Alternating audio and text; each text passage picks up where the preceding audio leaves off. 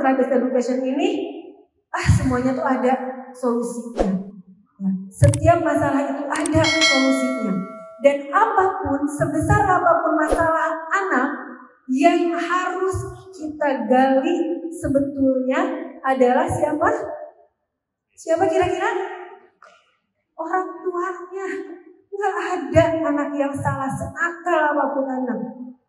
Ya, nggak ada. Bahkan tidak ada anak nakal. Itu ya. Dah, mudah-mudahan tidak kelamaan. Oke, itu kenalan saya. Nah, terus hari ini apa yang akan kita lakukan? Sebetulnya fitrah based education ini harusnya berseris, ya. Mungkin sekarang baru perkenalan apa sih pendidikan berbasis fitrah, ya. Nah, setelah berkenalan sebentar, nanti saya akan coba karena saya tanya pada timnya Miss Rahmi hari ini yang akan datang itu orang tua dengan usia rentang anak berapa? 0 sampai 6 tahun ya, Tarian? Oh ada yang SD, tapi saya menyiapkannya baru 0 sampai 6 tahun, nggak apa-apa ya. Nah, 0 sampai 6 tahun ya. Nah, kita akan melihat bagaimana konsep pengasuhan berbasis fitrah ini untuk anak 0 sampai 6 tahun. Nah, luar biasanya yang mengundang saya ini adalah sekolah Montessori yang sejak lama sebetulnya saya sudah melihat ini Montessori methods itu banyak banget kesamaannya dengan fitrah based education, ya banyak sekali. Sampai saya berpikir bahwa Ibu Maria Montessori itu dia Allah kasih hidayah yang luar biasa besar untuk bisa mengenali fitrah dirinya, ya terlepas apapun agamanya, gitu ya. Karena fitrah itu dimiliki oleh semua manusia. Nah, apa itu fitrah? Fitrah itu adalah konsepsi dasar seorang manusia, ya, potensi kebaikan yang dimiliki oleh seorang manusia. Jadi ketika kita bahkan sebelum lahir, ya, kita sudah Allah berikan fitrahnya, ya. Potensi kebaikan kita. Makanya kalau kita berbuat sesuatu yang tidak baik, selalu ada bisikan untuk kembali kepada yang baik. Jadi kalau ada kembali kepada fitrah, bukan kembali kepada sesuatu yang bersih, yang kosong seperti teorinya John Locke, gitu. Tapi kita kembali pada kebaikan yang sudah Allah berikan sebagai bekal kita seorang manusia ketika kita punya janji kepada Allah, ya. Di dalam alam alastu kita berjanji dengan Allah bahwa kita adalah hambanya, ya, hambanya. Janjinya untuk bisa menghamba, untuk bisa menjadi khalifatul fil ard, gitu. Dan Allah berikan potensi kebaikan kita itu. Nah, jadi kalau diibaratkan dengan tanaman, fitrah itu ibarat biji tanaman. Setiap biji tanaman punya karakter dan keunikan masing-masing meskipun itu tumbuh dari dari satu pohon yang sama. Begitu juga dengan fitrah manusia, diibaratkan biji. Sama dengan konsep Montessori yang melihat secara spesifik keunikan dari individualitas manusia atau anak. Begitupun fitrah, ya. Nah, itu. Jadi fitrah itu seperti itu. Kalau biji itu ditanamnya kira-kira harus di mana? Apakah bisa kalau kita punya biji jagung kita tanam langsung di di tanah? Kita punya biji sawi kita tanam langsung di kebun, bisa seperti itu enggak? Atau padi kita tanam langsung bijinya di sawah, begitu enggak? Tidak ya, biji itu harus ditanam di media yang sesuai dengan karakter bijinya. Caranya juga begitu sama. Kalau bijinya kecil, ya, maka dia harus ditanam dengan cara ya sebesar bijinya itu tanahnya ditekannya baru dimasukin, ditutup aja sedikit, ya.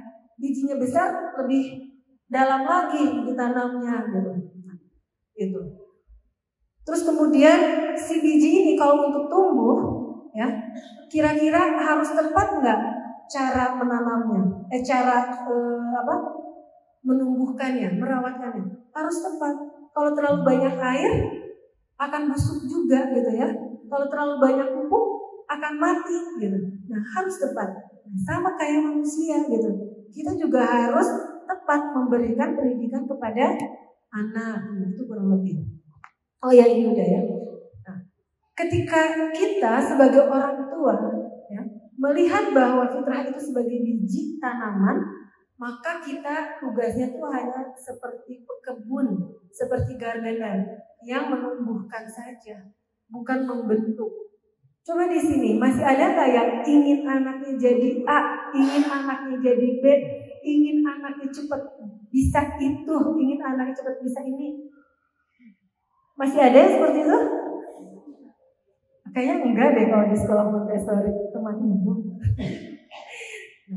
Idealnya kita harus bisa jadi pekebun aja, ya, menumbuhkan, ya, memberikan tempat terbaik agar si biji itu tumbuh.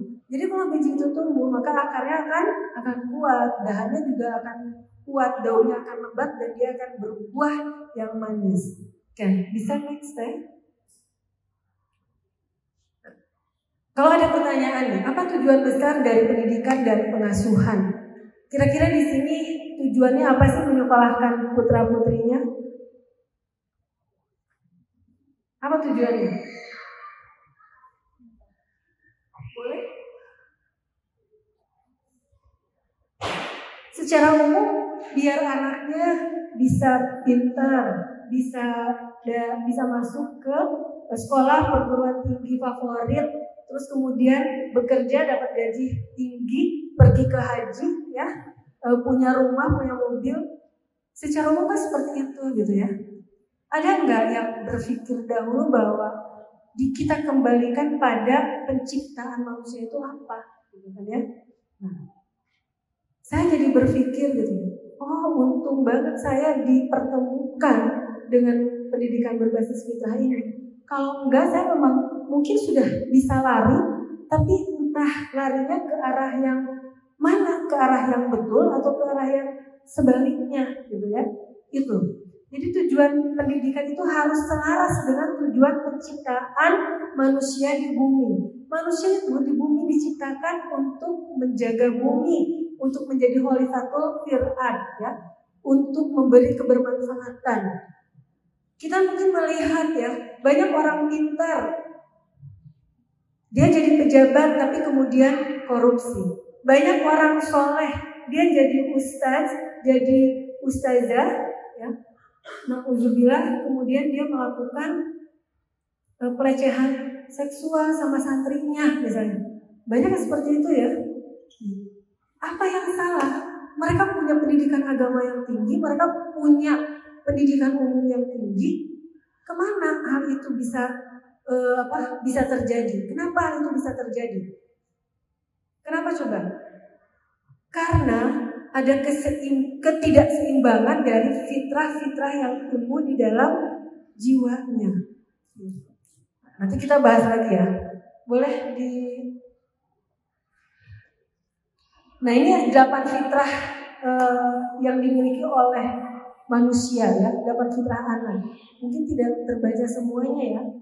Ada fitrah keimanan, ada fitrah bakat, fitrah belajar dan bernalar, fitrah individualitas dan sosialitas, fitrah jasmani, fitrah seksualitas, estetika dan bahasa, dan fitrah perkembangan. Nah, ini sebetulnya klasifikasi yang dibuat oleh Ustadz Hari Santosa. Banyak dari sumber lain yang punya klasifikasi yang berbeda-beda, tapi saya mengambil yang 8 pembagian klasifikasi fitrah ini. Oke, nggak apa-apa, maju aja Mbak. Nah, enaknya bagi saya ketika belajar fitrah based education ini, kita dikenalkan pada framework FBE yang memperlihatkan harus seperti apa kita sebagai orang tua mengasuh anak kita dalam setiap tahapan usianya. Secara garis besar, ya. Dan dalam konsep Islam, anak itu disebut anak itu ketika dia usianya berapa tahun? 0 sampai 15 tahun. 0 sampai 15 tahun. Ya, itu anak. Jadi kalau 15 tahun ke atas itu sudah dewasa. Pertanyaan saya, terutama untuk yang sudah punya anak atau dulu kita pada saat usianya 15 tahun, 17 tahun, sudah merasa dewasa belum? Belum ya. Justru yang ada adalah anak di rentang remaja ini menjadi salah satu grup anak yang paling bermasalah. Betul nggak? Padahal kalau kita lihat bagaimana zaman dulu di Indonesia saja gitu ya, pejuang-pejuang Indonesia itu dulu umurnya belasan tahun, 19 tahun, 20 sekian ya. Ki Hajar Dewantara itu berjuang dari sejak 19 tahun ya. Kiai Haji Ahmad Dahlan dia sudah bergerak di masyarakat sejak beliau juga berusia sekitar 17-18 tahun gitu. Sampai di usia muda mereka sudah menjadi pemimpin negeri. Nabi besar Muhammad Sallallahu Alaihi Wasallam, Nabi kita semua ya, di usia 15 tahun sudah ada di mana beliau? Sudah menjadi pengusaha ya. Karena sejak 8 tahun beliau sudah magang, sejak 12 tahun beliau sudah ikut kerja ke temannya, ke negeri Sam, ke pamannya. Dan di usia 19 tahun Nabi Muhammad itu sudah terkenal sebagai pengusaha saudagar muda di sana. Usia 25 tahun beliau sudah sangat kaya raya. Hidup sederhana, tapi kekayaannya luar biasa. Yang harus kita contoh ya begitu. Bagaimana kita punya kekayaan, terus kemudian kekayaan kita dipakai untuk hal yang bermanfaat. Jadi usia muda itu, orang kita sekarang bisa melihat ya konteks kekinian nih. Pasti semuanya tahu ya Atta Halilintar, ya enggak? Nah, pernah berpikir mungkin ya, atau saya sendiri juga kadang ingin ya punya anak kayak Atta gitu ya, yang sudah mandiri gitu ya, secara spiritual, mandiri juga secara sosial ya. Bahkan akhirnya dia menikah muda dan saya rasa berhasil gitu mendidik istrinya, mendidik anaknya ya, kalau kita lihat secara sekilas gitu. Nah, pertanyaannya apakah ini hanya milik mereka saja? Enggak, ayah bunda, itu tuh milik kita semua ya. Dan ternyata Allah itu memberikan potensi yang sama pada kita semua. Jadi balik lagi, kalau saya sering disebut ya apa ya, punya anaknya hebat ya gitu. Udah jadi pengusaha, udah jadi guru bahasa Inggris ya. Alhamdulillah kemarin juga mewakili Kota Garut di tingkat nasional, jadi sobat SMP gitu ya. Berprestasi juga gitu, di OSIS aktif dan sebagainya. Bahkan saya sampai harus ngerem seperti itu gitu. Nah, itu bukan sebuah kehebatan ternyata. Itu Allah sudah set, sudah titipkan pada kita semua. Hanya kita sebagai orang tua lah yang kadang tidak mencari tahu bagaimana kita harus menumbuhkan potensi fitrah itu dengan baik. Kita terlalu egois dengan diri kita sendiri. Itu yang saya rasakan dengan fitrah ini. Nih ya, kalau kita lihat klasifikasi orang berdasarkan fitrah, secara umumnya ada 2 pembagian. Usia dini 0 sampai 7 tahun dan usia dewasa 7 sampai 14 tahun. Di usia dini itu anak-anak tuh jadi raja, jadi ratu, orang tua itu jadi pelayannya, orang tua itu jadi penasihat raja dan ratunya, gitu ya. Nah, ada nggak yang punya anaknya udah umurnya 10 tahun, udah umurnya 12 tahun, tapi masih melayani? Ada nggak? Ayo, ada nggak? Pasti ada ya, karena pasti bilang anak-anak. Padahal sesungguhnya Tidak perlu kita melayani loh anak kita yang usianya 10 tahun, 12 tahun. Biarkan, karena bukan tahapannya lagi gitu. Ya.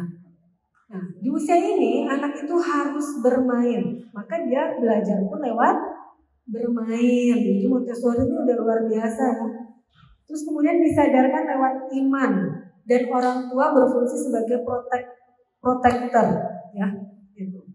Bagaimana dengan orang dewasa?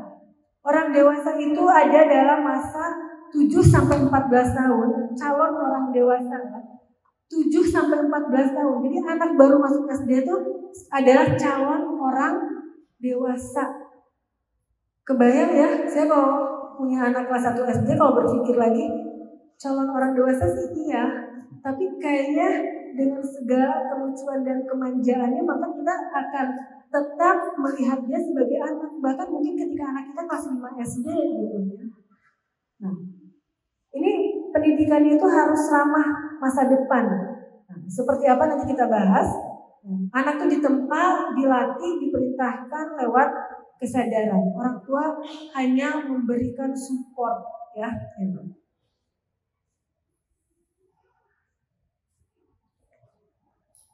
Nah, ada dua musuh utama dalam pengasuhan anak ya dari yang saya pelajari dari pendidikan berbasis fitrah ini.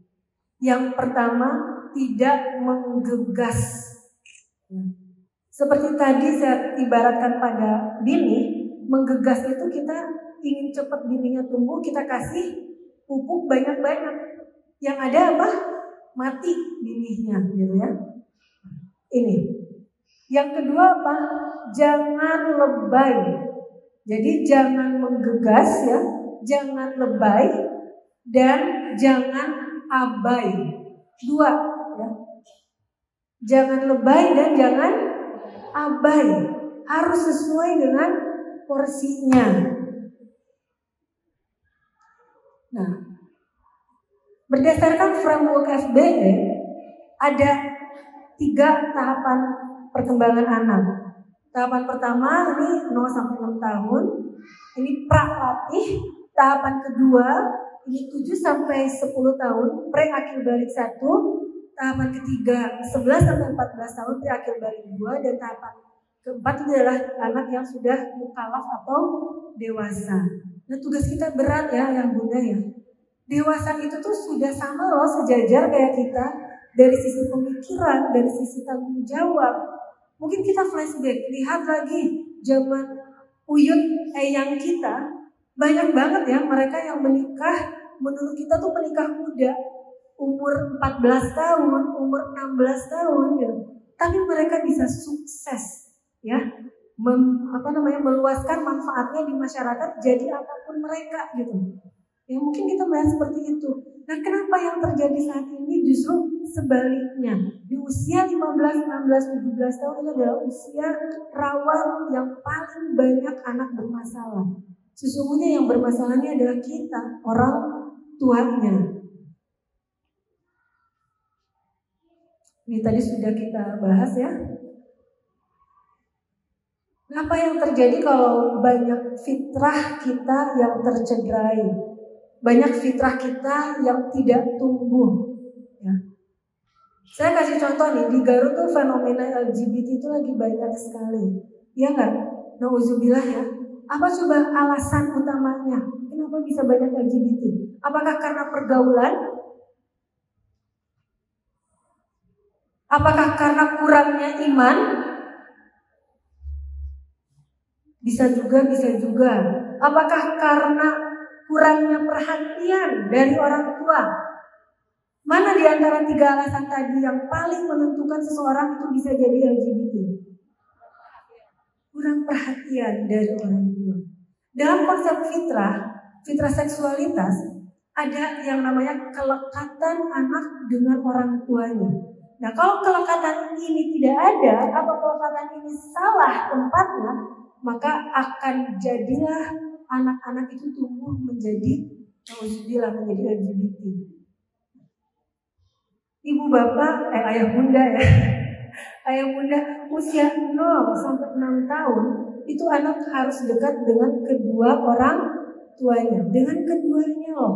Bukan gara-gara ibu punya kewajiban menyusui 2 tahun, lalu ayahnya tidak ada membersamai. Enggak, harus lekat dengan kedua orang tuanya. Anak usia 7 sampai 10 tahun itu harus lekat dengan sesama gender. Anak perempuan dengan ibunya, anak laki-laki dengan ayahnya. Untuk apa? Untuk mengenal fitrah keibuannya, untuk mengenal fitrah keayahannya. Sebaliknya, usia 11 sampai 14 tahun, anak itu harus lekat dengan yang berkebalikan gendernya.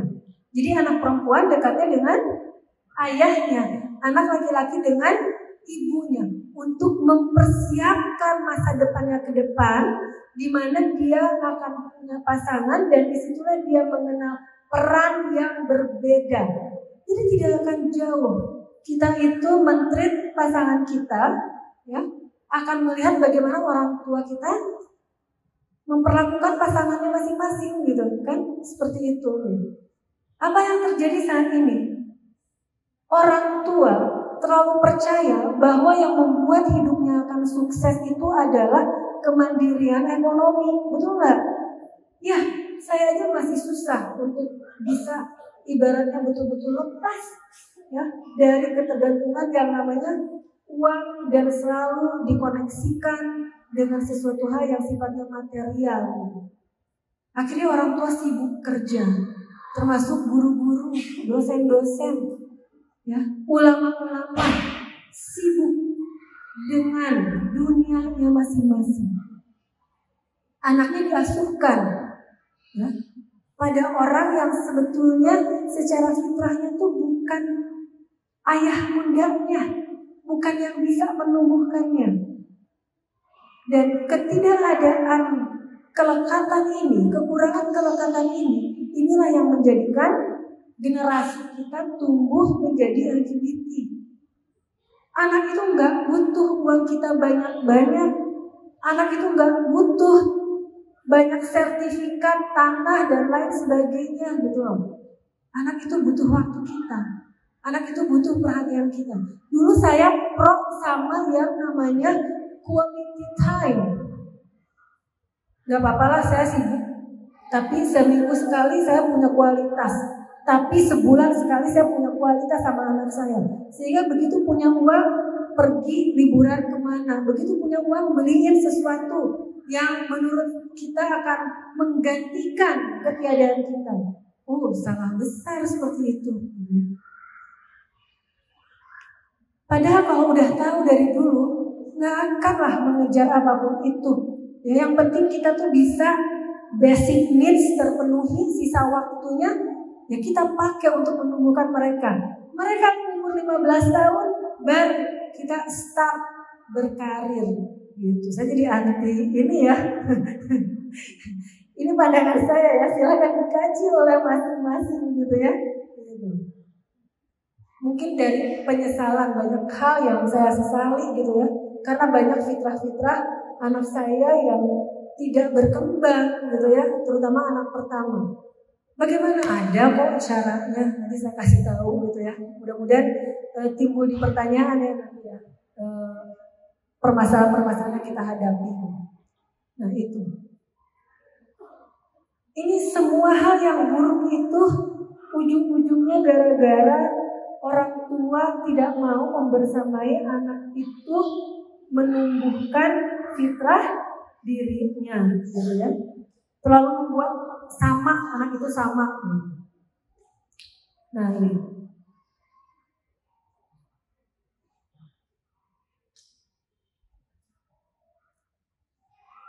Sebentar. Nah ini yang tadi saya ceritakan ya. Mungkin ya harus ada bahasan khusus tentang bagaimana kita juga bisa mengembangkan fitrah keayah bundaan kita melalui anak-anak kita. Itu yang saya rasakan. Jadi saya tuh dulu gak betah di rumah. Sekarang saya jadi orang aneh yang betah di Garut dan betah di rumah, gitu ya. Jadi ibu, ayah bunda mungkin di sini terutama bunda-bunda yang pekerjaan utamanya itu ibu rumah tangga. Saya juga pekerjaan utamanya ibu rumah tangga ya. Pekerjaan ibu rumah tangga itu harus sangat bangga. Allah sudah betul-betul kasih anugerah yang besar untuk ayah bunda tuh betah di rumah membersamai anak. Karena enggak semua orang tuh dapat hal itu, ya. Itu dari pengalaman saya. Oke, kita coba buka satu-satu ya. Kita coba lihat satu-satu. Fitrah keimanan. Siapa yang di sini tidak mau anaknya soleh? Mau nggak anaknya soleh? Saya tanya sama yang punya anak 0 sampai 6 tahun. Mau nggak ketika usia 6 tahun anaknya sudah hafal juz ke-30? Mau. Suka nggak mensupport anaknya untuk menghafal hal tersebut? Suka ya? Gitu. Makin bangga kalau anaknya makin banyak hafalannya? Iya. Parian, betul nggak Parian? Ibu-ibu dari fitrah keimanan ini kira-kira apa sih yang diharapkan anak kita menjadi soleh, betul? Anak kita menjadi solehah, ya. Makanya kita masukin ke sekolah yang bagus, ya. TK-nya ke Montessori, SD-nya SDIT, SMP-nya pesantren, SMA-nya pesantren. Keluar dari pesantren, kenapa buka hijab? Apa yang salah? Ada yang seperti itu? Banyak, ya. Banyak yang seperti itu. Orang tua menganggap bahwa memasukkan anak ke sekolah-sekolah Islam terpadu sampai SMA itu agar anaknya soleh, ya. Kok nyatanya begitu keluar anaknya buka jilbabnya, bahkan ada yang sampai convert agamanya. Alhamdulillah ya. Kenapa bisa seperti itu? Karena yang ditumbuhkan oleh orang tuanya ternyata bukan keimanan yang seharusnya dimiliki oleh anak. Jadi kita harus mampu membedakan mana agama itu yang secara spiritual harus dimiliki oleh anak dan mana agama itu yang merupakan ritual saja. Nah, 0 sampai 6 tahun ini adalah golden age untuk fitrah keimanan. Kalau dalam dalam konteks umum mungkin golden age itu 0 sampai 5 tahun ya. Dalam konsep pendidikan berbasis fitrah, golden age itu 0 sampai 15 tahun. Jadi semuanya adalah golden age. Makanya 15 tahun itu habiskanlah waktu yang banyak dengan anak kita, tetapi dengan cara yang sesuai, yang proporsional. Nah, fitrah keimanan golden age-nya di 0 sampai 6 tahun. Beda sama fitrah bakat. Kalau fitrah bakat itu golden age-nya di 11 sampai 14 tahun. Kalau keimanan tuh di sini. Caranya gimana? Membuat anak kita kenal dengan Allah itu apakah dengan tadi menjadikan anak kita hafizah, menjadikan anak kita cepat memakai kerudungnya? Tidak dengan cara seperti itu ternyata setelah saya pelajarinya. Tapi dengan cara menumbuhkan kecintaan pada Sang Kholik yang menciptakannya lewat kita, ibu dan bapaknya, lewat keluarganya, lewat lingkungannya, lewat buminya yang indah. Itu. Jadi bagaimana kita sebagai orang tua itu justru harus memperlihatkan keindahan, kecantikan, kemurahan, ya, dan hal-hal yang membuat anak itu semakin cinta pada Allah dan pada agamanya. Mereka belum saatnya dikenalkan dengan konsep perintah sholat. Mereka belum saatnya dikenalkan dengan konsep surga dan neraka, gitu ya. Kenapa kalau surga aja gitu ya? Bagaimana ada sesuatu hal yang lebih indah dari dunia ini? Gitu. Nah, jadi di usia ini kita harus banyak memperlihatkan keindahan Allah lewat representasi kita sebagai orang tua. Jadi kalau orang tuanya galak gimana dong? Ya, kalau anak sampai kapok belajar agama gara-gara dipaksa untuk menghafal ayat-ayat Al-Quran tanpa tahu dia maknanya itu apa yang terjadi? Anak akan benci dengan Al-Quran. Anak akan benci dengan agamanya. Karena setiap kali dia sedang bermain, lalu kita maksa untuk sholat. Terus gimana dong Bukti caranya kita mengenalkan? Jadilah kita sebagai seorang hamba yang mampu menjadi role model bagi anak kita. Jadi kalau tadi ayah yang tadi membacakan Al-Quran, Masya Allah saya yakin anaknya juga jago, anaknya juga hafal. Tanpa harus memaksa. Jadi harus membiasakan kebiasaan kita beribadah itu di depan anak kita. Kan berproses 0 sampai 6 tahun, betul kan? Yakin hadiahnya ketika anak 4 tahun aja dia udah buka Quran sendiri tanpa disuruh. Dia udah pengen sendiri. Gimana sih Bunda baca Al-Quran? Ini Montessori banget kan ya? Ya, sedetail itu Montessori itu melihat bagaimana anak itu berinteraksi dengan buku, dengan teks, dengan bacaan. Sedetail itu pula ternyata ajaran Islam yang asalnya dari Al-Quran ini mengajari kita sebagai orang tua. Coba bayangin, sama kok saya juga dulu bacaannya tuh macam-macam gitu. Kenal gak sama Ustadz? Enggak. Kenal gak sama Fitrah Based Education? Enggak. Saya mungkin pernah lihat Al-Ghazali dan sebagainya buku-bukunya, tapi itu bahasanya tingkatnya tinggi semua. Sementara yang dibuat oleh Ustadz Hari itu lebih memudahkan semua level masyarakat itu bisa bisa tertarik gitu, bisa tertarik. Jadi hati-hati ya, mulai hari ini masih mau maksa anaknya untuk menghafal Quran sampai anaknya nangis-nangis. Jangan ya dek ya. Itu luar biasa.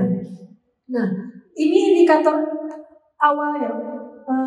Anak itu antusias dan gairah kecintaannya kepada Allah dan Rasul ya. Dan di akhirnya di usia 6 tahun dia siap untuk diperintah pada tahap berikutnya. Makanya perintah sholat itu baru ada pada usia berapa? 7 tahun. Anak tahu norma yang ada di masyarakat, tahu norma yang mengikat dirinya, yang berasal dari Tuhannya atau yang berasal dari masyarakat, dari pemerintahnya, itu baru boleh dikenalkan di usia 7 tahun. Dan ketika dikenalkan, dasarnya bukan karena anak takut, tapi karena anak, bukan karena paham juga, tapi karena anak bersyukur. Anak bersyukur dengan hidupnya, sehingga dia atas kesyukurannya harus menjadi hamba sebagaimana Allah ingin ciptakan dia. Begitu ya. Nah, jadi anak baru dikasih perintah sholat dan lain sebagainya itu di usia 7 tahun dan dasarnya kesyukuran ya. Suka kita melihat, seneng ya udah rajin anaknya auto ke masjid. Itu perjuangan ayah bundanya 0 sampai 6 tahun memberikan contoh yang luar biasa ya. Nah, ini apa yang harus dilakukan? Tadi sudah saya katakan yang berkali-kali kita harus jadi role model, harus membuat atmosfer kesolihan di rumah dan di lingkungan sekitar dan lain sebagainya. Wah, nggak bisa sebentar nih kalau udah sharing Fitrah Based Education ya. Tapi karena ini sebagai fondasinya, mungkin saya agak banyaknya di fitrah keimanan, karena golden age itu di fitrah keimanan. Nah, mudah-mudahan anak yang tumbuh dengan kecintaan ayah bundanya yang luar biasa, maka dia akan tumbuh menjadi anak yang luar biasa juga, akan tumbuh semua fitrahnya. Oke.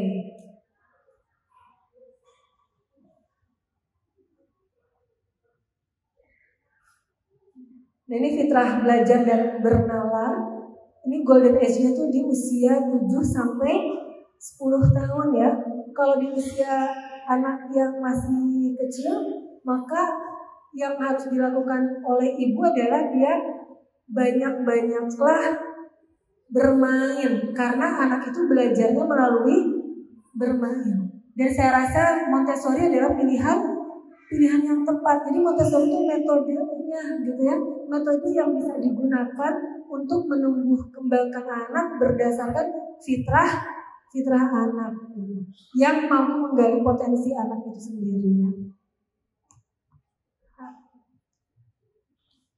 Fitrah bakat nih dan kepemimpinan. Harusnya dari awal saya disclaimer ya, kalau saya berbicara di sini mengambil contoh siapapun itu ya, entah itu tokoh, entah itu anak saya sendiri misalnya, bukan dalam konteks membandingkan, tapi semua semua anak, semua manusia itu hidup dengan sangat unik, dengan potensi masing-masing yang tidak bisa dibandingkan satu dengan yang lainnya. Ini ibu beruntung banget ya di Montessori, karena setiap aktivitas yang dilakukan di kelas itu pasti anak itu selalu diobservasi dengan baik ya. Itu mungkin disediakan banyak hal yang bisa menjadi pilihan anak belajar, tapi bagaimana kemudian perkembangan cara belajar mereka, apa yang mereka sukai itu juga diperhatikan di sekolah Montessori. Nah tugasnya Bapak Ibu di rumah, Ayah Bunda di rumah juga sama ya. Ada talent tes dan lain sebagainya. Sesungguhnya yang paling akan tahu talentnya anak Bapak Ibu, Ayah Bunda adalah Ayah Bunda sendiri. Jadi mulai dari sekarang lihat terus ya. Kalau suka masukin ke tempat les, salah nggak Bu? Nggak salah juga. Kalau memang ada secara finansial bisa support, nggak apa-apa. Tapi lihat indikatornya. Kalau anak sudah tidak antusias, udah lepas, cari aktivitas di mana anak itu antusias. Jadi salah satu keberhasilan anak menemukan bakatnya itu adalah antusiasme. Ada 4 ya kalau bicara bakat, mungkin udah pernah dibahas di sini. Apa aja tuh? Yang pertama, easy, enjoy, excellent, dan earning. Ya. Jadi kalau anak mengerjakan aktivitas itu, dia melihatnya mudah, happy gitu ya, dan hasilnya bagus. Terus kemudian dia bisa menghasilkan dari bakatnya, maka disitulah bakatnya. Nah sekarang banyak banget orang-orang yang berbakat jadi penyanyi, jadi apapun itu, tapi kenapa tidak memberikan kontribusi positif pada peradaban? Karena tadi fitrah keimanannya yang tidak tumbuh. Fitrah bakatnya tumbuh, fitrah keimanannya tidak tumbuh ya. 2 menit lagi ya kita. Nah, ini yang harus dilakukan ya, tapi ini untuk orang tua tuh banyak dibantu nih sama sekolah Montessori nih. Ya. Berapa jam di sekolah, Bu? Tapi cuma 3 jam, Ibu. Selebihnya tanggung jawab Ayah Bunda di rumah ya, yang lebih banyak jamnya gitu. Tapi bagus 3 jam. Kalau sampai Montessori ini kelasnya 12 jam, 8 jam gitu ya, ini semuanya masuk di jebakan Batman. Kita merasa bahwa tanggung jawab anak kita itu ada di sekolah. Padahal salah besar. Sekolah itu sebagus apapun, sekolah itu hanya membantu. Kitalah yang akan nanti dimintakan pertanggungjawabannya oleh Allah tentang pengasuhan terhadap anak kita ya. Nah ini harus di-highlight adalah tidak membenturkan dengan adab. Untuk anak 0 sampai 6 tahun itu jangan dibenturkan dengan adab. Cari kalimat-kalimat yang lebih positif lagi ketika mereka melakukan kekeliruan gitu ya. Jangan, tidak boleh nggak sopan, tidak baik, dia belum kenal itu ya.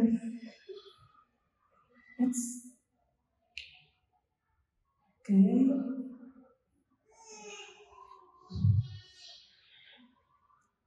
Apa tadi yang kelewat ya?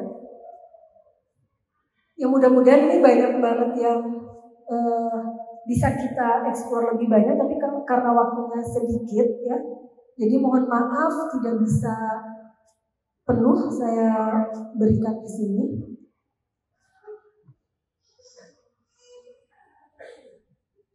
Agak error ini ya kan?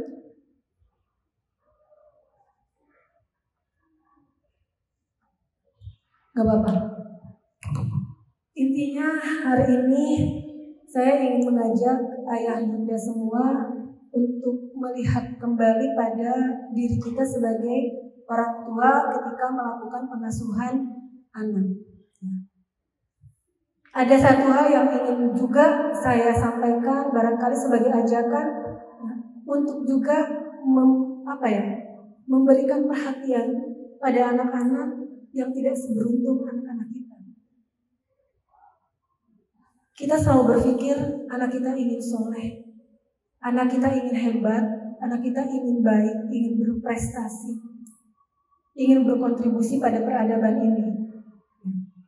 Tapi kita melupakan bahwa ada anak-anak lain yang juga mungkin secara biologis itu bukan anak kita, tapi sesungguhnya dengan kemampuan yang kita miliki, mereka itu adalah anak-anak kita. Apa yang terjadi kalau anak-anak di luar ruangan ini, di luar dari anak-anak yang kita lahirkan, yang hari ini fenomenanya sedemikian mengerikannya, nanti besar mereka akan tumbuh dengan anak-anak kita. Apakah dunia anak-anak kita akan baik-baik aja di depan? Enggak. Ya. Makanya jangan pernah merasa kita harus menyolehkan sendiri anak kita, harus menyukseskan sendiri anak kita, tapi kesolehan, kesuksesan, dan kebahagiaan anak kita itu juga akan sangat tergantung dari anak-anak yang jauh lebih banyak yang ada di luar sana yang butuh juga perhatian kita. Kenapa? Karena faktanya memang banyak orang tua yang bahkan jangankan untuk ikut kelas parenting, untuk bisa berkata tidak kasar aja sama anaknya itu tidak bisa dia lakukan. Untuk mengajari anaknya Al-Quran juga dia tidak bisa baca Al-Quran. Ini tugas kita bersama ya. Mudah-mudahan jadi bahan kedepannya bisa kita melakukan sesuatu secara bersama-sama. Mohon maaf dengan segala kekurangannya. Kalau sudah bicara itu sudah susah untuk berhenti. Mohon maaf sekali lagi. Nasrun minallah wa fathun qarib. Wabasyirul mu'minin nun wa qalami wa ma yasturun. Wassalamualaikum warahmatullahi wabarakatuh. Bismillahirrahmanirrahim. Assalamualaikum warahmatullahi wabarakatuh. Lemes semuanya. Kasihan nakun saya kebagian jam 10:30. Jantan tenaga sisa, pikiran sisa ya Bu ya. Yang saya hormati Miss Rahmi, Pak Rian, Ambu Ubi, serta Teh Mekar ya, beserta para Miss semuanya yang di Montessori yang saya hormati, Bapak Ibu Monteperen yang saya hormati. Sebelumnya mohon maaf, seharusnya saya tuh duduk di situ sama kayak Bapak Ibu, karena anak saya itu kelas 1 SD ya. Bu dokter ya, Kang Dodi Firmansyah ya, bentar ya. Saya di depan, kali-kali nanti saya di sana, Kang Dodi di sini ya. Hapunten, saya disclaimer, saya orang tua dari siswa Montessori kelas 1 SD. Kalau Ambu Rahmi tadi ngisi FBE itu karena jalur kompetensi, jujur saya berbicara di depan Bapak Ibu itu jalur orang dalam. Saya jalur orang dalam. Kebetulan Pak Rian teman diskusi saya, tiap kali Ambu, tiap kita nganter anak kita mau renang, anak kita renang, kita ngobrol sama Kang Hayat bertiga tentang kehidupan di Garut, tentang kehidupan anak-anak kita sering-sering tentang kehidupan. Akhirnya Ya karena faktor kedekatan itu saja Kang Dodi ya. Saya bisa kesini di depan sini. Bukan karena saya hebat. Kebetulan jalur orang dalam sekali lagi. Bapak Ibu yang saya hormati, sekitar 3 tahun yang lalu ketika saya punya anak umur 4 tahun, kebingungan menyekolahkan anak, saya baca-baca dan ketemunya FBE dulu Ambu. Ketemunya Fitrah Based Education dulu. Kemudian ketika tahu tentang FBE ini dari jarak jauh, beda dengan Ambu Upi dari jarak dekat dari Saudari Santosa langsung, saya merasa ternyata banyak yang salah dalam mendidik anak itu. Sehingga kemudian saya cari-cari referensi mana yang kira-kira sekolah yang itu bisa mengantarkan fitrah anak kita. Ketemulah saya sama Miss Rahmi. Kemudian masuklah anak kami yang pertama itu di Taman Kanak-kanak atau di TK-nya Montessori. Setelah masuk ke TK Montessori, kemudian saya memprovokasi sedikit Parian pada waktu itu. Kalau ada di TK teman ibu, saya mau dong untuk anak SD namanya teman bapak, kan gitu ya.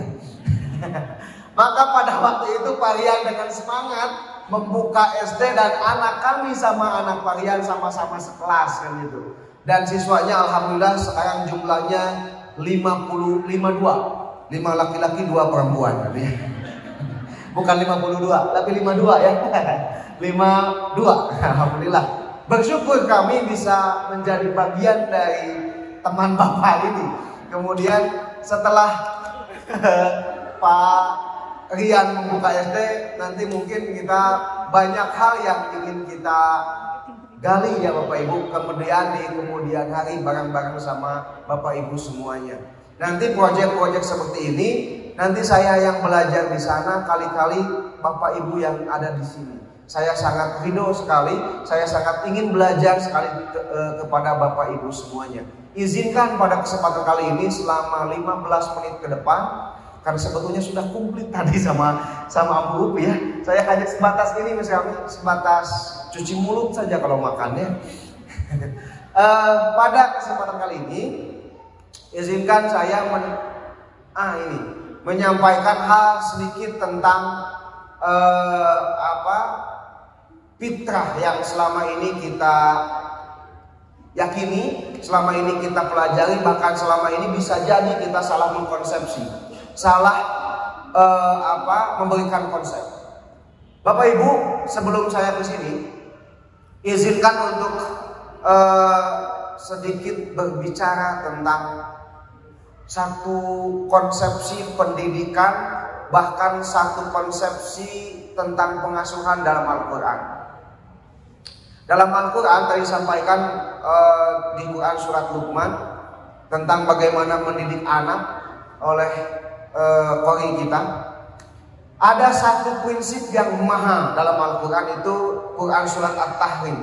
Qu anfusakum wa ahlikum naro. Jagalah diri kita dan keluarga kita dari api neraka. Bapak Ibu, ayatnya indah. Bukan jagalah diri kita dan anak kita supaya masuk ke surga, tapi jagalah diri kita dan keluarga kita dari api neraka. Ada orang yang masuk ke surga tapi transit ke neraka. Bapak Ibu,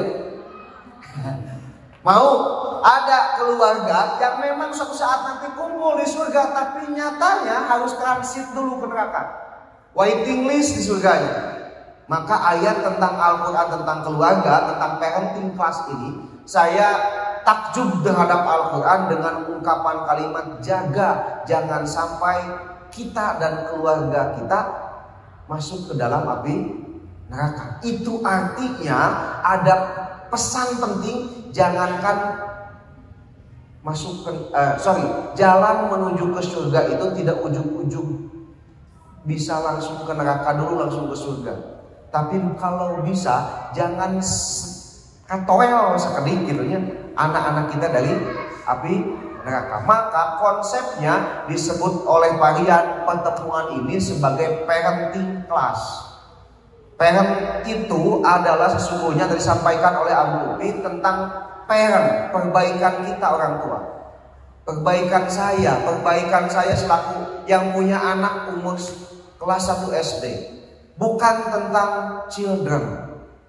Kebanyakan dalam dunia pengasuhan, dalam belajar tentang mendidik anak, kita semua belajar bagaimana mengantarkan anak pada bakatnya, bagaimana anak hafalan Al-Quran 31 juz kalau bisa kan gitu ya. Sampai macam lagi undang-undang, bagaimana anak-anak kita itu sampai kaya 7 turunan kan gitu ya, Bu, saya itu kebetulan orang tua saya itu orang yang kaya 7 turunan. Kebetulan saya keturunan ke-8, itu kebagian. Itu kebagian benar kan gitu ya. Sampai kayak sebelum saya balik dari bagian saya. Jadi punten ya. Itu kebagian benar, nanti saya mah tetap saja biasa-biasa. Jadi punten ya, kebanyakan dalam proses pendidikan kita ngomongin tentang bagaimana anak ini punya anu. Tanpa kita sadar, ayat pertama, ayat tentang keluarga itu ku anfusakum, jaga diri kita. Bahwa parenting itu perbaikan parent, bukan perbaikan children, bukan perbaikan anak. Maka ayat-ayat di Al-Quran tentang bagaimana kita mendidik anak itu diawali dengan perbaikan diri. Robbi habli minas solihin, ya Allah jadikan aku dan anak cucuku anak yang soleh. Untuk ujuk-ujuk Bu, jadikan anak aku anak-anak yang soleh tapi aku dulu. Doa Nabi Ibrahim, Rabbi ja'alni muqimas shalah wa min dzurriyyati. Ya Allah jadikan aku baru keturunanku orang-orang yang mendirikan salat. Kebanyakan Bu punten dulu saya sebelum mengenal FBE, doa saya gitu gini. Ya Allah, jadikan anak saya anak yang soleh, jadikan anak saya anak yang pintar, jadikan anak saya anak yang hebat dan lain sebagainya. Tapi ya Allah, jadikan saya orang yang karirnya bagus, uangnya banyak, gitu ya. Rezekinya lancar. Semua tentang kebaikan akhirat kita limpahkan ke anak kita, benar Bu? Tapi semua tentang dunia kita minta secara pribadi. Nyambung tak Bu? Nyambung nggak? Enggak kan? Untuk anak-anak kita mau ya Allah mau jadi hafid Quran. Ya Allah anak kita mau soleh, mau rajin ke masjid. Sedangkan untuk kita, ya Allah kasih saya uang ya Allah. Ya Allah uang saya habis ya Allah. Nyambung tak Bu? Nyambung tak Bu? Enggak. Maka pada kesempatan kali ini saya sama-sama belajar tadi dari Abu Upi bagaimana menjadi bapak yang sesungguhnya, bagaimana menjadi ayah yang sesungguhnya, bagaimana menjadi ibu-ibu yang sesungguhnya. Siap Bu ya? Itu disclaimer saja ya. Jadi saha sebenarnya kan gitu ya, bisa nanti ketemu sama wajah kayak gini. Saya juga sama ngantarin anak-anak ke sekolah Bu tiap hari. Dekat kali wajah penderitaan dari istri dari wajah saya. Setiap hari mojek kan gitu ya. Setiap hari mojek pulang pagi sekali. Bapak Ibu, tadi saya sangat takjub sekali sama Abu Ubi terkait fitrah ini. Saya berpikir kayak gini. Allah Subhanahu wa taala membuat kita manusia itu namanya paket fitrah. Sedangkan Allah menciptakan makhluk yang lain disebutnya paket jadi. Paket jadi. Allah menciptakan sapi, Allah menciptakan domba, Allah menciptakan hewan, Allah menciptakan tumbuhan, itu paket jadi. Apa itu paket jadi? Bu, mari kita lihat sapi. Kebetulan saya tukang angin, tukang sapi. Sapi itu Pak, 2 minggu ketika sehabis lahirannya normal, gak pakai sesar ya, gak ada sesar. Lahiran normal, 2 minggu udah bisa makan sendiri, 2 minggu dia udah bisa hidup mandiri. 2 minggu Pak. Domba itu sekitar 3 minggu, dia udah bisa hidup sendiri. Bu, saya nanya, anak kita 2 minggu, 3 minggu bisa apa? Bisa apa? Bisa nangis ya. Bagi orang kata apa? Kita nangis hoyong naon kan gitu ya. Baik, kita juga tidak tahu anak kita nangis itu mau apa. Di umur 2 sampai dengan 3 tahun, butuh waktu yang lama. Makanya ketika Allah menciptakan anak-anak kita, itu sama dengan kita harus merawat paket fitrah itu, paket yang harus kita rawat, bukan paket jadi. Kenapa? Karena manusia modern hari ini menganggap anak-anak itu paket jadi, Pak. Paket jadi. Tadi kata Abu Upi, kalau mau soleh sekolahkan anaknya ke SDIT yang sekolahnya sampai sore. Kalau anak-anaknya mau mandiri, anaknya harus sejak TK ngekos kan gitu ya. Mandiri kan. Saking kumandirinan TK kayaknya di Montessori nyediakeun kosan kan gitu ya. Kan pantas ya. Maka punten, dalam hal ini kita belajar bagaimana caranya jadi orang tua yang settle, yang secara diri kita belajar dan kita sadar ternyata anak kita itu paket yang harus terus kita kembangkan. Paket yang tadi kalau bahasa Ambu Upi sebagai gardener, sebagai kita sebagai pekebun yang harus menjaga. Saya pernah ngobrol sama Ambu Upi, si tumbuhan itu ditanam di mana? Kemudian menjaga tumbuhan itu dari gulma ya Bu ya, menjaga kekuatan kekokohan akar, menjaga supaya pohon itu bisa ada batang, ada daun, bahkan berbuah. Ya, pohon yang tinggi kadangkala akarnya, cengkramannya tidak kuat. Maka pada kesempatan kali ini izinkan kami untuk sama-sama belajar. Saya senang ada Ambu Upi bisa disentil langsung kalau salah ya Bu ya. Karena beliau certified. Kalau saya itu dari belajar jarak jauh bayarnya, dengar YouTube-nya Ambu berdua, dengar sama Kang Hayat dari bukunya. Kemudian hari ini bisa bertemu langsung. Jadi saya nggak punya beban kalau salah ya. Tinggal ada orangnya, tinggal disentilkan gitu. Nah, Bapak Ibu, kita ngomongin tentang fitrah. Nih kalau terlalu Islami tentang fitrah ini, saya ingin ngomong tentang fitrah atau tentang perjalanan hidup manusia dari seorang manusia yang menulis buku The Phenomenon. Namanya Pierre Teilhard de Chardin. Ada yang tahu? Ada yang tahu? Saya juga baru tahu semalam kan itu ya. Saya juga baru tahu semalam ketika bikin PPT ini kan itu ya. Kita bikin PPT ini. Soalnya bisa kami harus bikin PPT katanya. Padahal saya tidak terbiasa bikin PPT. Kata beliau, ada yang bisa baca Bu? Saya mah ada orang Sunda teh. Saya mah abi mah orang Sunda, letah Panawan. Jadi lamun ngobrol bahasa Inggris teh tetap logatnya logat Panawan. How are you going? Ari ngomong bahasa Inggris, ari logat Panawan kampung. Ada yang bisa bahasa Inggris Bu? Ada yang bisa? Puntenlah memacakeun lah. Ada yang tiasa. 10 menit deui ngalat tuh, bantosan abi. Itu tiasa. Engke dipasihan hadiah voucher makan gratis di rumah masing-masing. Atau di mana? Payung ganteng untuk perempuan. Aya tiasa bantosan Mak Bimaos. Abi tiasa, jujur sanes abi hoyong miwarang. Jujur abi bahasa Inggris abi punten 5 kapur remedial wae. Ya gitu ya. Matematika ge remedial wae sabi. Tapi semenjak punya istri jadi kada jago gitu matematika. Ayo tiasa punten lah pamaoskeun. Pak Hayat tiasa pamaoskeun Pak Hayat. Hah?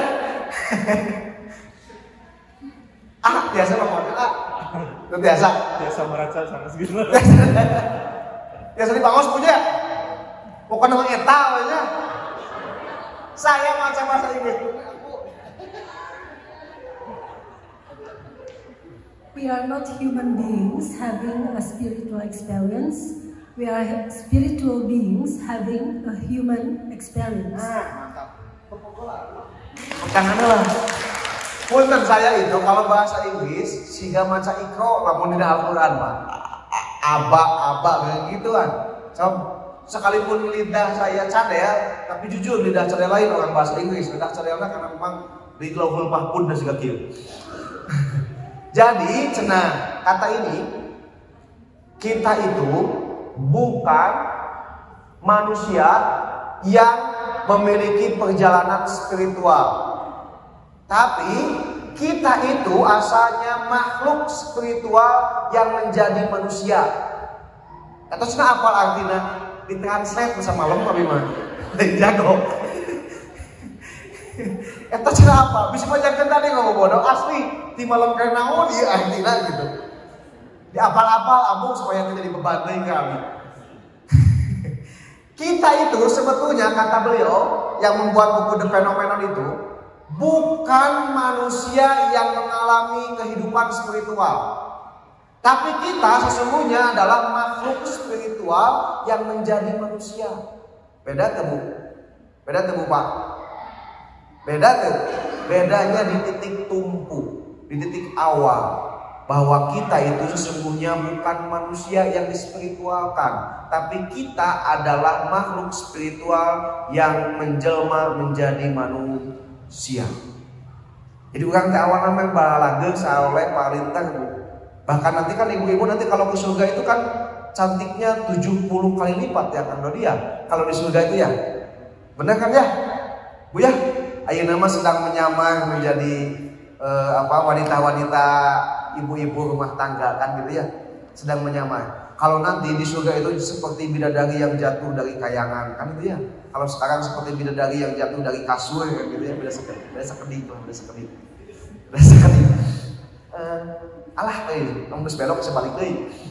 Jadi kita itu sebetulnya makhluk spiritual yang Allah Subhanahu wa taala sudah install di dalam hati kita berbagai jenis kebaikan supaya kita menjadi manusia baik. Bu. Jadi orang teh makhluk spiritual ya. Betul Bu?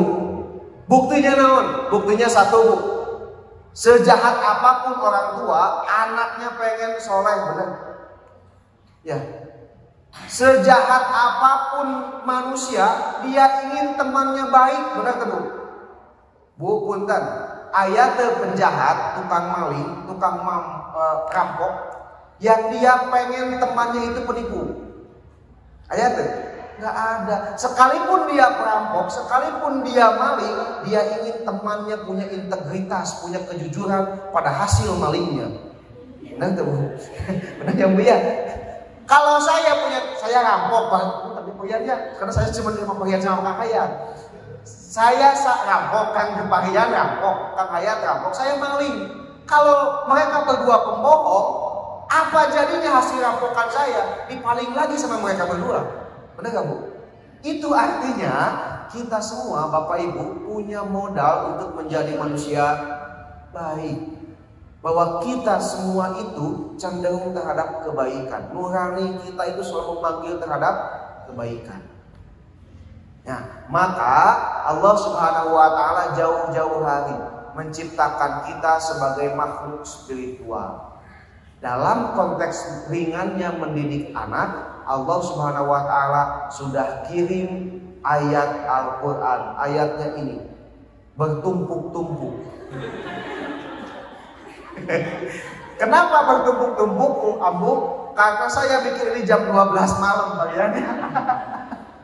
Aduh, pohon terus ngirim PPT. Karena tidak terbiasa pakai PPT sekali lagi. Tuman ke si pengajian atau masih tidak nukir. Kan jadi aneh.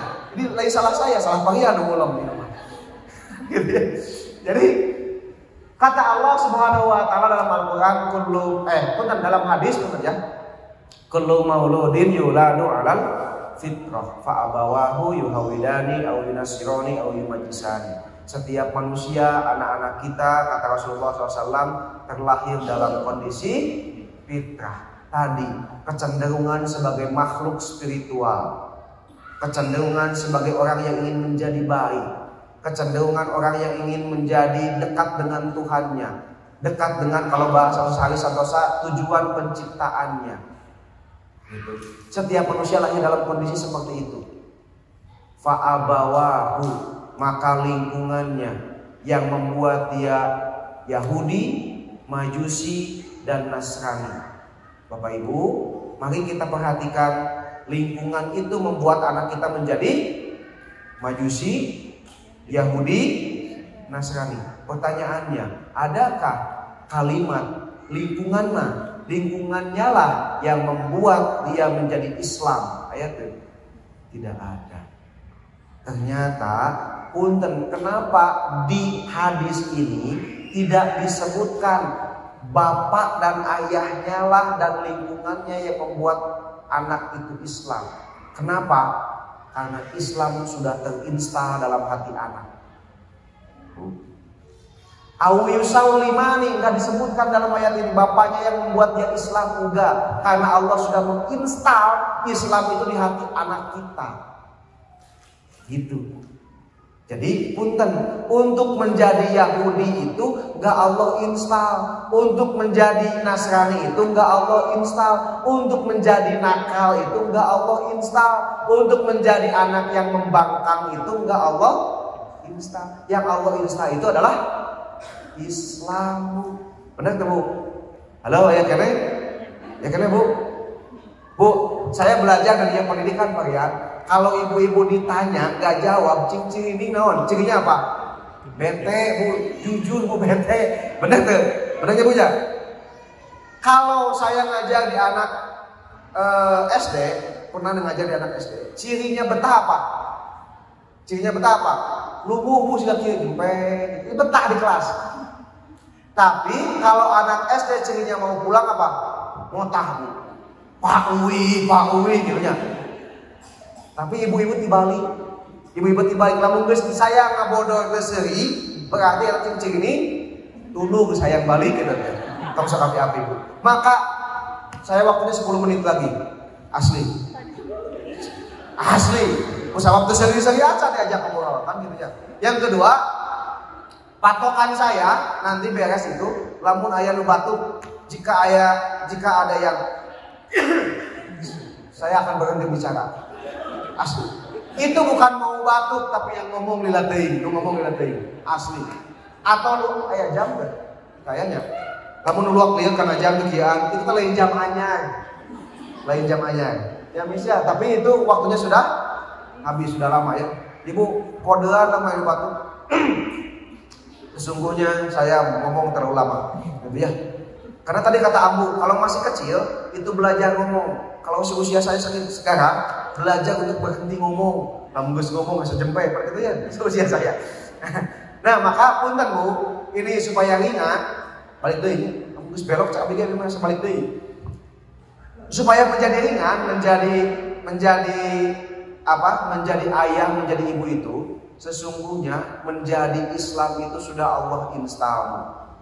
Untuk menjadi anak kita soleh udah Allah install. Sedangkan untuk menjadi Yahudi dan Nasrani enggak Allah install, enggak Allah kasih modal.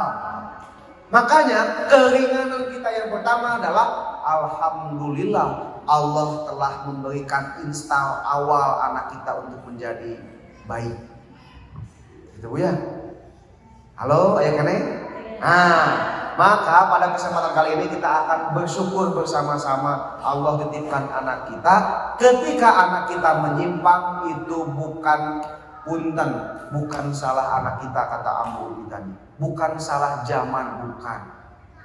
Karena punten, kebanyakan orang tua hari ini ketika anaknya menyimpang, apa yang dia salahkan? Zaman. Ayo nama zaman digital atuh dah. Zaman HP ayo nama. Jadi budak urang teh bangun. Bu punten. Sabangor-bangorna, senakal-nakalnya anak zaman sekarang gak pernah ada yang ngaku Tuhan. Benar tuh Bu? Benar tuh Bu? Aya nu ngaku Tuhan? Gak ada? Punten, anak baheula, anak jadul, anak zaman dulu itu ada namanya Fir'aun, nakalnya luar biasa, dia ngaku Tuhan. Benar tuh? Fir'aun kapan adanya? Sekarang atau dulu? Ternyata anak dulu lebih nakal dari anak sekarang. Benar tuh? Anak sekarang paling-paling ngaku naon Spiderman, Batman, benar tuh? Anak dulu itu ada yang ngaku Tuhan, Bu. Ada anak dulu itu yang ngaku Tuhan ya. Berarti itu bukan salah zaman, itu bukan salah situasi, tapi bisa jadi ada hal yang salah konsep terhadap pendidikan, terhadap bagaimana mengembangkan fitrah anak-anak kita. Halo? Kan? Iya. Tong serius teh ingat sieun deh. Kayu kan. Jadi gembel ke abina. Yang gitu ya. Jadi punten ya. Jadi satu sekali lagi untuk menjadi baik itu sudah Allah install. Yang kedua, punten jangan salahkan zaman. Mari kita melihat ke dalam diri termasuk saya secara pribadi. Jangan-jangan ada yang salah di anak-anak saya itu adalah kelelayan dan keabayan saya kalau kata bahasa Abu Umi tadi. Next selanjutnya. Nah, ini ya kalau kata di fitrah base itu ya, Abu.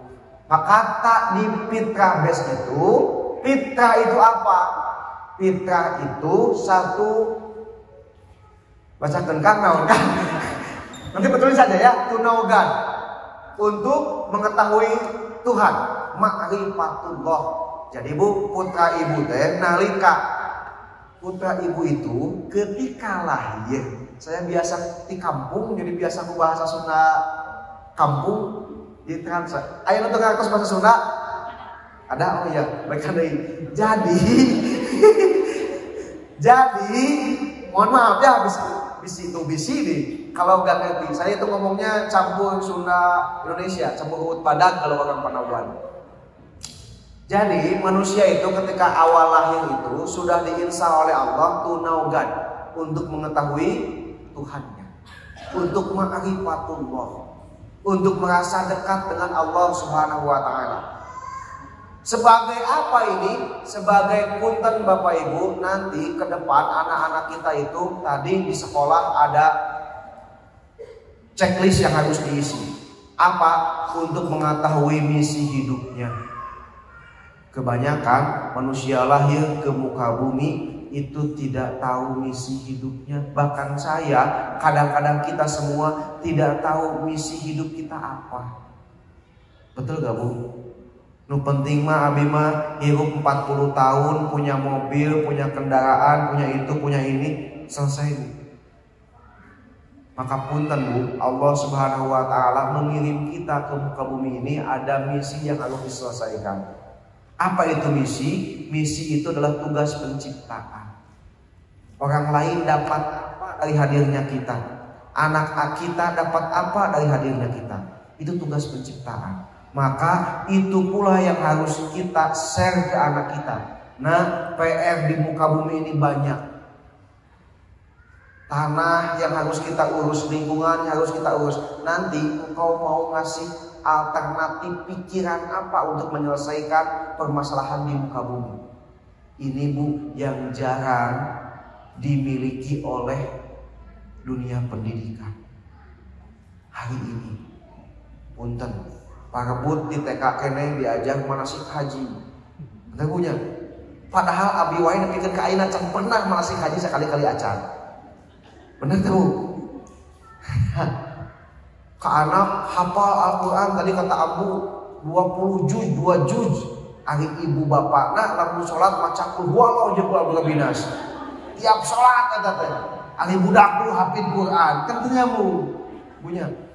Maka Bapak Ibu pada kesempatan kali ini kita share, kita intas juga anak-anak kita supaya tahu tujuan atau misi hidupnya, tugas penciptaan dirinya. Misi itu apa Bu?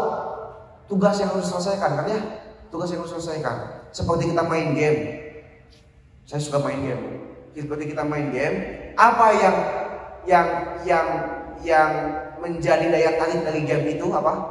Karena ada misi. Sesuatu yang harus diselesaikan dari game itu. Makanya dalam Al-Quran setelah kita meninggal disebutnya wafat. Wafat. Wafat itu artinya adalah sempurna. Sempurna apa? Sempurna misi hidupnya. Tugasnya sudah selesai. Wafat. Makanya kalau misi hidupnya sudah selesai, seorang laki-laki, saya nanti ketika meninggal dunia itu disolatkan di depan kepala saya oleh imam. Kenapa? Karena bagi laki-laki misi hidup yang dia kerjakan, yang dia capai, yang dia beri manfaat ke orang lain di sini, di kepemimpinan, diisi kepala. Indah sekali Islam itu ketika ibu bapak, ibu-ibu punten, ibu-ibu atau bunda-bunda punten meninggal dunia. Di mana ibunda semuanya disolatkan oleh imam? Di depan perut. Kemuliaan laki-laki dalam mencapai misi hidupnya dari pemikirannya, kepalanya. Ibu-ibu, kemuliaan hidupnya ada di dalam perut. Menjaga rahim, menjaga titipan Allah, menjaga putra-putri tercintanya. Karena kelak, Bapak Ibu hadirin rahimakumullah yang saya hormati, ayah bunda, jika pengajian ayah bunda,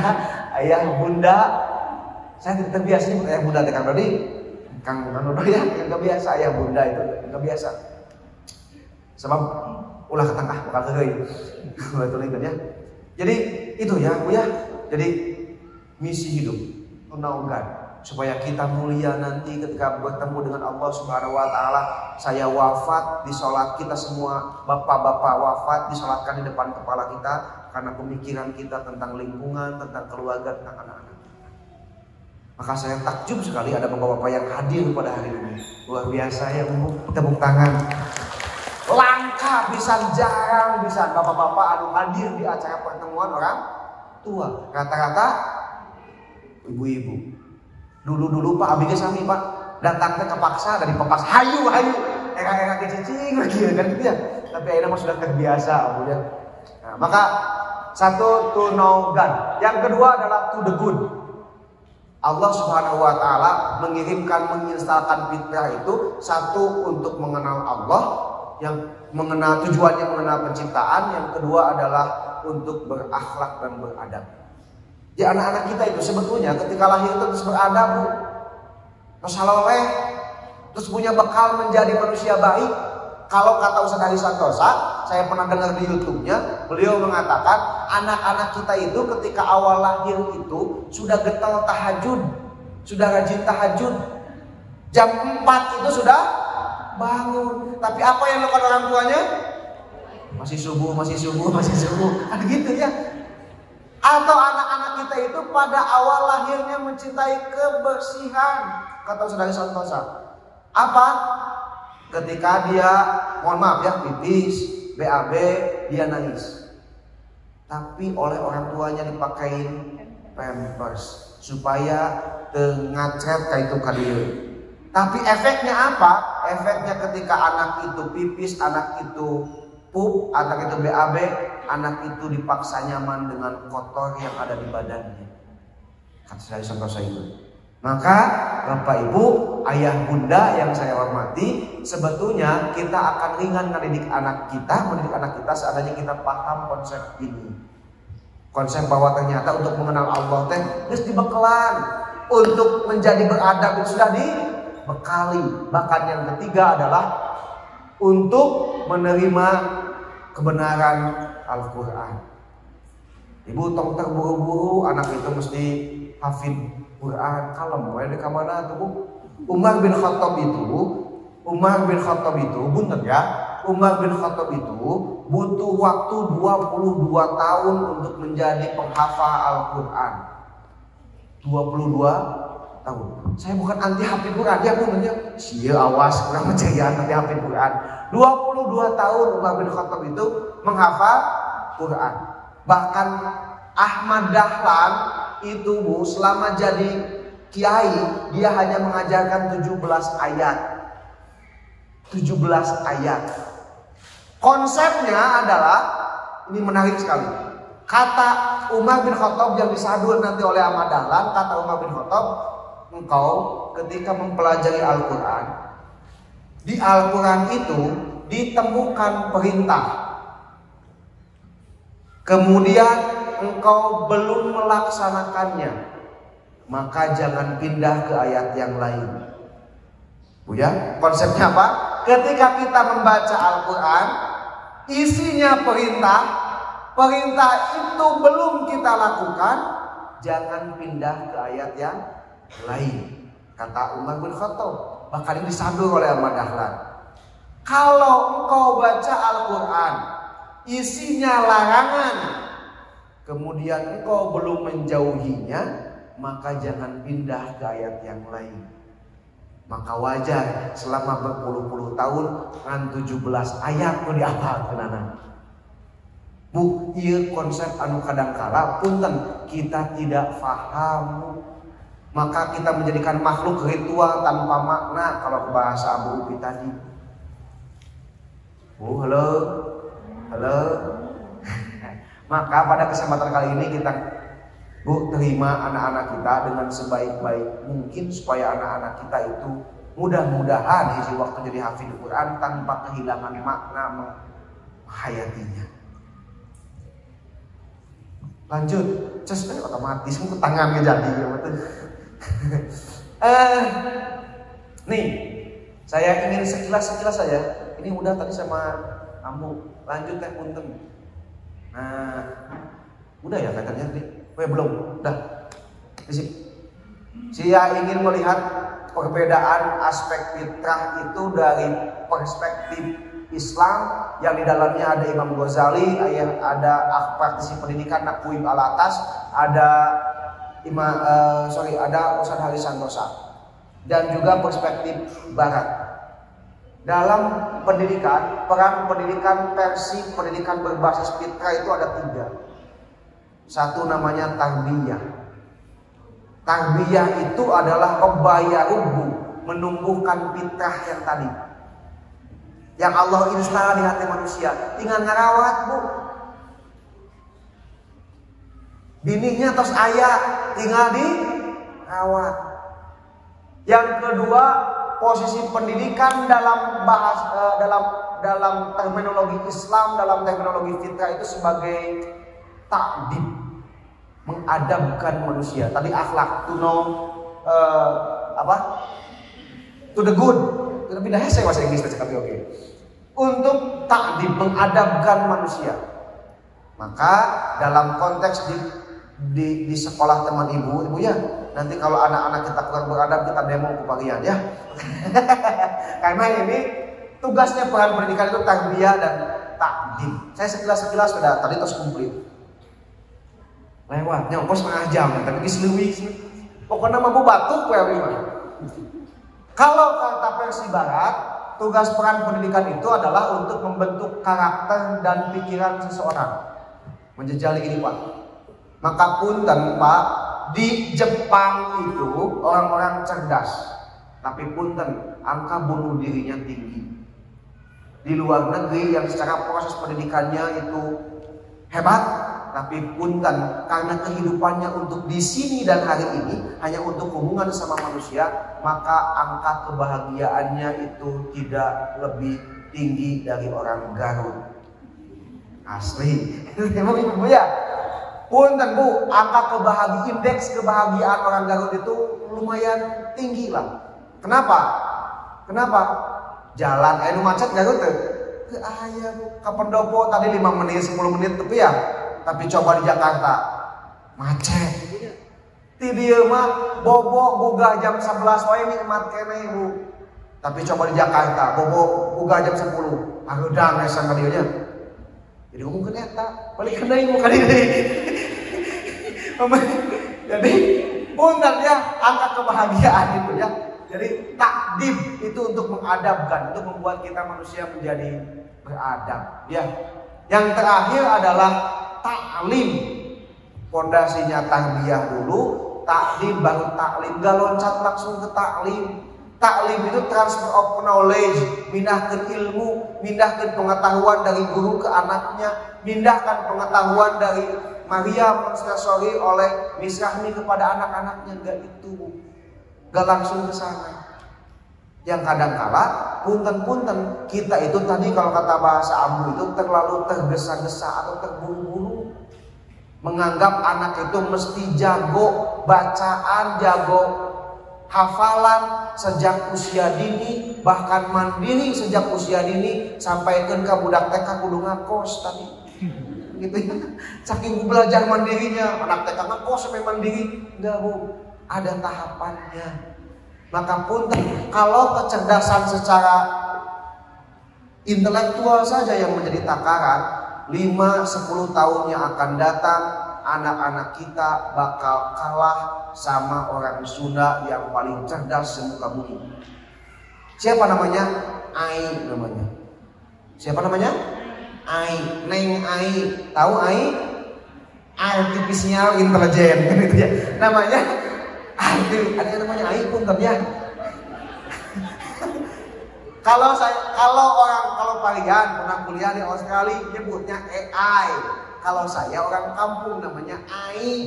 Artipisnya intelijen namanya ya.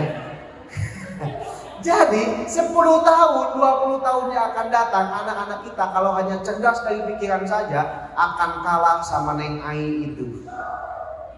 Akan kalah sama Neng AI itu. Dulu ketika kita masih mahasiswa, kalau lihat ke internet cuma lihat referensi.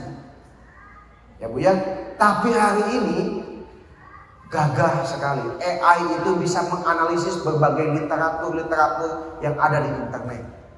Bahkan Bu punten, 5 tahun 10 tahun yang akan datang, berbagai profesi sudah mulai hilang. Dulu kalau orang mau ronsen itu berangkat ke radiologi, 5 tahun 10 tahun yang akan datang bisa jadi dipotong langsung ceklek biji hasil usahanana, biji obatna. Benar gak Bu? Ya, ibu-ibu punya penyakit susah sembuh, ternyata dirongsen oleh HP nanti ke depan. Celek, ada gambar kulkas di dadanya. Kenapa susah sembuh? Ternyata tetangganya beli kulkas dia yang sakit kan gitu ya. Oh ini penyakitnya. Jadi kadinya, balik kadai. Itu ya Bu ya. Tujuan pendidikan secara Islam dalam PKB Education ini tidak perlu saya jelaskan, tadi sudah sangat komplit sekali oleh Abu Upi untuk menjaga, merawat dan menumbuhkan fitrah anak-anak kita. Metodenya tadi sudah dibahas ya, saya tinggal poles-poles sedikit saja. Lanjut. Nah ini juga sudah tadi ya. Sudah, saya tinggal mengikuti pembicaraan yang tadi. Udah. Nah, cuman saya yang terakhir aja yang ingin menguatkan peran keluarga, peran kita sebagai orang tua terhadap anak-anak kita. Bu ya, punten Bu, mencari nafkah itu wajib ya? Wajib Bu? Wajib Pak? Wajib Pak? Wajib Pak? Punten, ada sebuah penelitian dari LIPI, Lembaga Penelitian Indonesia. Saya kebetulan baca 70%. Ini pukulan telak buat saya ya. Pukulan telak. 70% anak kiai, anak ustadz tidak mau meneruskan perjuangan bapaknya menjadi ustadz, menjadi kiai. 70%. Padahal secara sisi keajegan, kematangan spiritual, seharusnya seorang ustadz, seorang kiai itu paham tentang agama, paham tentang nilai-nilai hidup, paham tentang falsafah hidup. Tapi ternyata anak-anaknya tidak mau, kelak kemudian hari dirinya menjadi ustadz, dirinya menjadi kiai. Kenapa? Karena ada faktor menohok di dalamnya. Karena orang tua yang katanya ustadz, yang katanya kiai, itu tidak ada waktu untuk anak-anaknya. Sehingga saya tidak mau menjadi ustadz, saya tidak mau seperti bapak, saya tidak mau seperti ayah yang berangkat subuh, pulang malam-malam, gak ketemu sama saya. Ini kan fakta mencengangkan. Apalagi kalau bukan ustadz, secara keajegan spiritual belum ada, secara kematangan falsafah hidup belum ada, Bapak. Maka apa yang terjadi dengan anak-anak kita kelak? Maka punten Pak, sehebat-hebat Bapak, Kang Hayat, saya, Pak Bugiana siapa? Suaminya saya belum kenalan ya, sama Bapak ya. Sama Bapak, sehebat-hebat Bapak di luar, kata orang, wah Pak Hayat itu orangnya soleh, bagel, dermawan. Kalau kata Teh Irma, bah. Kalau kata budakna, bah. Wadul, kira-kira Allah percaya ke saya? Kira-kira Allah percaya ke siapa? Ke istri kita yang setiap hari ada hidup dengan kita, ke anak kita yang setiap hari hidup bersama kita. Di depan orang-orang lain boleh menganggap kita soleh dan sebagainya. Kalau kata anak kita bohong, Gusti, itu bohong. Gitu. Maka apa yang harus saya ucapkan ketika anak saya ngomong bohong di depan Allah Subhanahu Wa Taala? Maka pada kesempatan kali ini izinkan saya mengingatkan diri saya pribadi bahwa keluarga kita sebagai model, kita itu sebagai contoh, kita itu sebagai contoh bahwa kebaikan itu mesti ada teladan. Teladan itu apa? Teladan itu apa? Anak kita bisa mengambil kebaikan tanpa mesti kita ucapkan, itu teladan. Anak kita bisa mengambil kebaikan dalam diri kita tanpa mesti kita ucapkan, itu teladan. Kita nyarek ke anak pegang HP tapi malam-malam ibu-ibu Shopee lain, kan selesai. Wajah ibu itu mendadak jam 10 itu bersinar, dikira bidadari jatuh dari kayangan, ternyata cahaya HP karena waduh, sebenarnya mau bidadari, ternyata cahaya HP abu kena wajah. Kan gitu. Nonton Shopee Live semakin malam semakin gratis. Oh ya oke, etalase sekian nomor sekian. Sehingga ketika pulang ke imah nage saking kulo teuing ngalajo Shopee Live tok assalamualaikum paket sedangkan gitu. Balik nih dia, bolak-balik. Ayah sebagai model, bapak sebagai model, kita semua sebagai model. Suri tauladan bapak. Suri tauladan. Jadi kita lihat. Maka punten tadi kata Ambu, kalau umur 7 tahun anak sudah rajin sholat ke masjid, rajin ngaji dan sebagainya, itu perjuangan keras orang tuanya dari 0 sampai 6 tahun. Maka Bu, Pak, punten, kalau bisa ngaji itu gak pakai HP, dan pakai mushaf langsung, supaya naonnya kelihatan anak itu bukan ngajinya tapi nonton HP. Maka Bapak Ibu, punten dalam hal keluarga itu kita sebagai modelnya, teladannya. Saya gak usah detail cuma cara sholat sebagainya, itu bagian Kang Dodoy nanti ya. Lanjut. Belum, bukan lanjut ininya, baru satu kan ya kalau bisa. Saya tak apa soalnya ya mah. Kedekatan emosional dengan orang tua, Pak, Bu. Ketika seorang bapak tidak dekat dengan anak perempuannya, ketika seorang ayah tidak dekat dengan tadi kata Ambu dengan anak laki-lakinya, sesungguhnya kita sedang budidaya banci di rumah kita. Budidaya banci.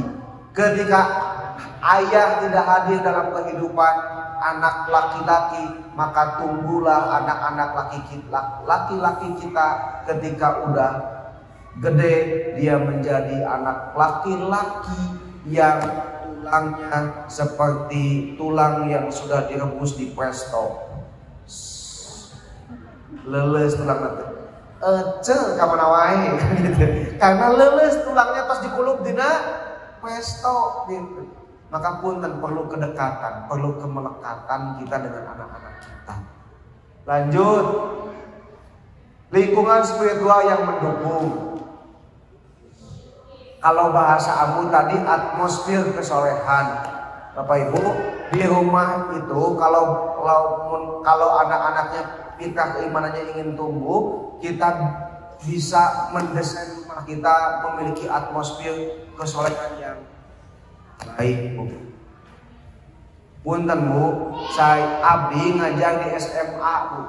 Selain dari tadi SD menurutnya, abdi ngajar selain dari di perguruan tinggi ngajar juga di SMA Bu. Ketika ngobrol dengan anak-anak SMA Bu, jam 7 itu baru bangun Bu Pak. Jam 7 itu baru bangun. Datang ke sekolah terlambat Bu Pak. Ketika saya nanya, Ujang, nah jam 7 kayak angkat, kenapa jam 7 baru berangkat? Jawaban dia apa? Mama, Bapak juga bangunnya jam 7. Berat. Aduh, Pak Tarang. Maka Bapak Ibu punten ya, punten dalam hal ini kita perlu di rumah itu ada semacam kehangatan atmosfer kesolehan yang kita bangun. Ba'da maghrib Bu, kalau bisa gangguan kita itu adalah HP kan Bu ya. Gangguan kita HP Bu ya. Untuk dekat dengan anak kita, bahkan anak kita itu kalau minta ke orang tuanya via voice note, mama jajan, anaknya di tengah rumah, ibunya di kamar, kan gitu ya. Maka Bu punten Bu ya, punten Bu, kita dari ba'da maghrib kalau bisa kita buat atmosfer kesolehan di rumah kita simpen HP kita di tempat ngecas, kita hanya buka ketika ada yang WA saja, kita ambil HP itu ketika ada yang nelpon saja, tong dipaksakeun dah kadang kala punten Bu, punten bisa Bu ya. Kita itu tidak berempati terhadap anak-anak kita nangis, ibu jeung bapakna seserian muka WA, padahal anaknya sedang nangis, dia tidak punya empati. Maka punten Bu, disinilah perlu atmosfer kesolehan. Siap, terima kasih. Waktunya sudah habis Bapak Ibu. Tekan sih, habis. Baca syarat terpenuhi, ieu mah bukan untuk materi gini ya, untuk materi yang lain gak keedit misalnya ya, punten. Terakhir, next. Nah, kesimpulan. Karena saya hanya suplemen, hanya cuci mulut saja, saya kira tadi udah lengkap oleh Ambu. Mudah-mudahan suatu saat kita bisa ketemu lagi. Saya ingin kasih kesimpulan Bapak Ibu. Setiap manusia lahir membawa fitrah yang suci. Di dalam setiap jiwa ada cahaya yang merindukan sumbernya, ada hati yang mencari keindahan yang sejati. Tugas kita orang tua adalah membimbing bukan memaksa, menanamkan cinta bukan ketakutan, dan membangun iman yang kokoh bukan sekedar ritual tanpa makna. Pada akhirnya fitrah keimanan ini adalah jalan pulang kita menuju Allah Subhanahu wa taala. Nasrun minallah fatun qarib wa basyiril mu'minin. Assalamualaikum warahmatullahi wabarakatuh.